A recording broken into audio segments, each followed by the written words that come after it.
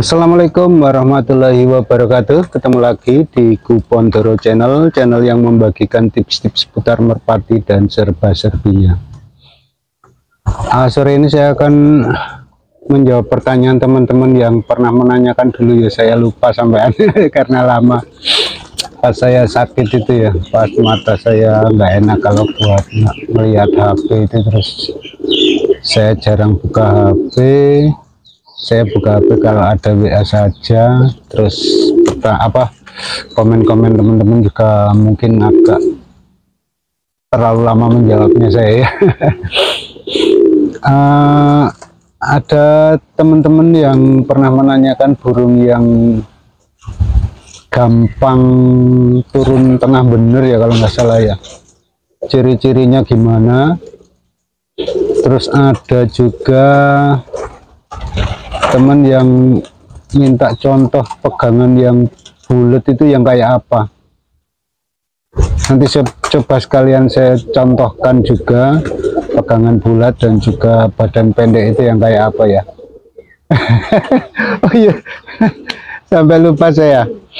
Yang pertanyaan untuk burung yang bisa turun atas kepala ya. Ini biasa yang saya mainkan di rumahan ya, ini bukan di kolongan. Itu burung-burung yang gampang turun atau memang dia suka turun saat dia di posisi atas kepala, kemudian dia bisa dilatih secara terus-menerus, kemudian tidak kagok saat dia turun atas kepala. Maksudnya saat dia kan kalau main rumahan itu kadang depan sama belakang ya. Kalau yang di depan itu burungnya nggak berani turun di atas kepala, kalau misalnya terlalu tinggi kemudian terpaksa di atas kepala, dia harus bisa turun. Nah itu ciri-cirinya kurang lebihnya begini ya teman-teman ya. Saya ambilkan satu atau dua contoh yang buat contoh bentuk merpati yang mungkin dia satu saat bisa jadi spesialisasinya di tengah bener ya. Ini contohnya ini.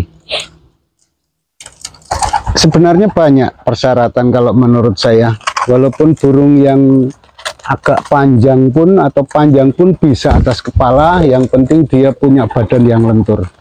Tapi untuk badan-badan yang mau turun atas kepala itu biasanya yang agak pendek, teman-teman. Nah ini agak pendek ya. Ini pendek ya. Ini kelihatannya panjang ya, tapi kalau ini pendek menurut saya ini. Gimana mau nyontohin ya? Pendek. Kemudian dadanya lebar, teman-teman. Dadanya itu lebar gini. Itu biasanya nanti kalau dia dilatih terus atas kepala, dia bisa spesialis ke atas kepala itu. Kemudian badannya yang lentur. Artinya lentur itu enggak kaku. Tulangannya itu tulangan tebal tapi enggak kasar ya. Jadi dipegang itu enak. Kalau teman-teman pernah megang burung yang jauh yang burung Jawa maksudnya, itu kurang lebih begitu itu pegangannya teman-teman. Nah ini kalau dilatih di rumahan untuk atas kepalaan sebagai burung depan, yang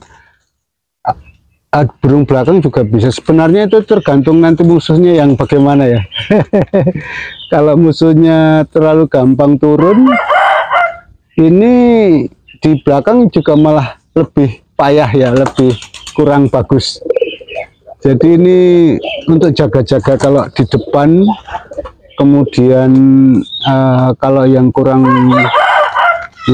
gampang metil atau terpaksa dia kelewat ini pakai burung yang begini ini. Tapi ini saya mainkan di kolong ini sudah setengah jalan. Mudah-mudahan jadi. Ini bapaknya sudah hilang karena terlalu cepat waktu dilatih. Ini hari pertama langsung jauh sekali ini. Apalagi kalau dia bulat ya, walaupun burung yang agak panjang pun kalau dia dadanya bulat, kemudian badannya lentur, tulangan-tulangan yang model pegangan-pegangan Jawa. Kalau saya sering pakai kata tulangan itu suka di ini ya, suka dibatasi untuk iklannya. Jadi ini ya. Nah ini terus kulitnya ini yang tipis begini ya teman-teman ya. Nah ini tipis sekali, kalau dipegang itu enggak apa ya, enggak terasa tebal gitu. Yang tipis itu yang enak itu dia biasanya dinamis, lentur, ininya juga enak, enggak kokoh gitu ya, enggak kasar gitu. Itu gampang turun atas kepala itu. Kemudian pegangannya usahakan yang bulat, yang penuh. Nah ini penuh bulat, walaupun agak mengecil, bahkan kecil ya ini kalau menurut saya ya, karena depannya gini. Nah itu kecil itu, tapi ini penuh bulat. Terus ada yang menanyakan ya, yang pegangan bulat itu yang gimana Pak Di? Pegangan bulat itu saya contohkan ya, secara gimana ya,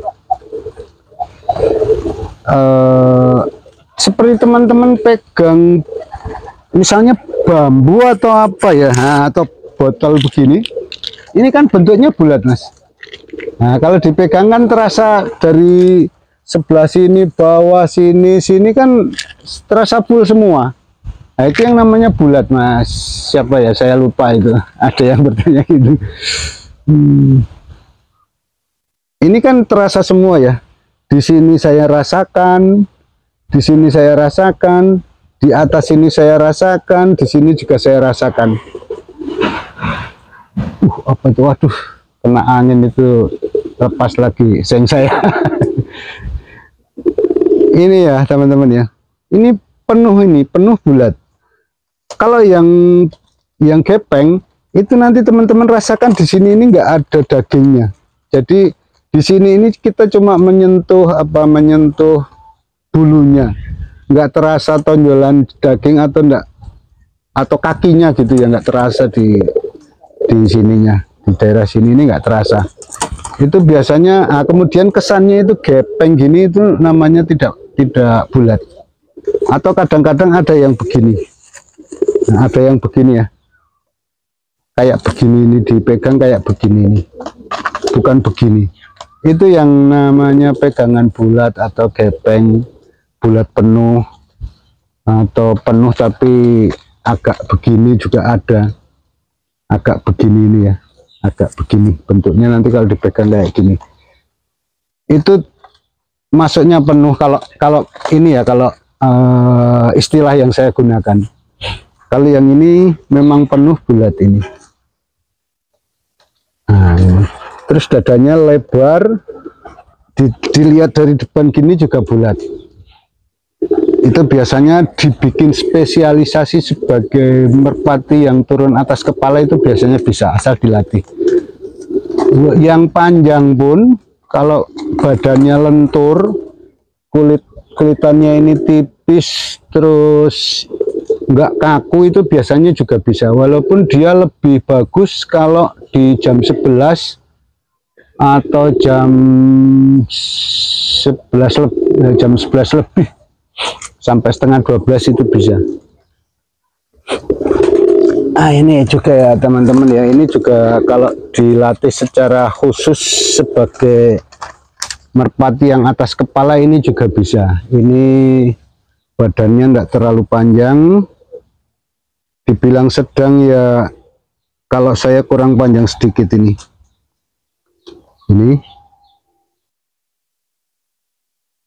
Ini warnanya hitam atau bagaimana ini? Saya kayak tritis bang ya. Kalau ini tulangannya, aduh saya pakai kata itu lagi.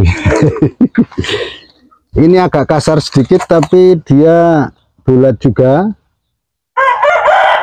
Nah, badannya bulat juga yang depannya ya. Tapi ini agak mekongkong ini. Ini mungkin bawaannya nanti kasar ini teman-teman. Kalau indukannya sebenarnya nggak terlalu mekongkong begini tadinya. Waktu piik juga ini halus ini. Mungkin dia pada tahap apa ya, pertumbuhan mungkin ini. Nanti coba lihat kalau dia sudah mulai bekur dan ini ya, dan mulai minta jodoh sampai jodoh, kemudian diterbangkan sedikit-sedikit. Kalau dia tambah lentur berarti nanti ini enggak sekasar ini ya. Ini juga agak pendek kalau saya. Ini mau dibilang sedang, belum sampai sedang ini kalau saya. Masih termasuk pendek ini.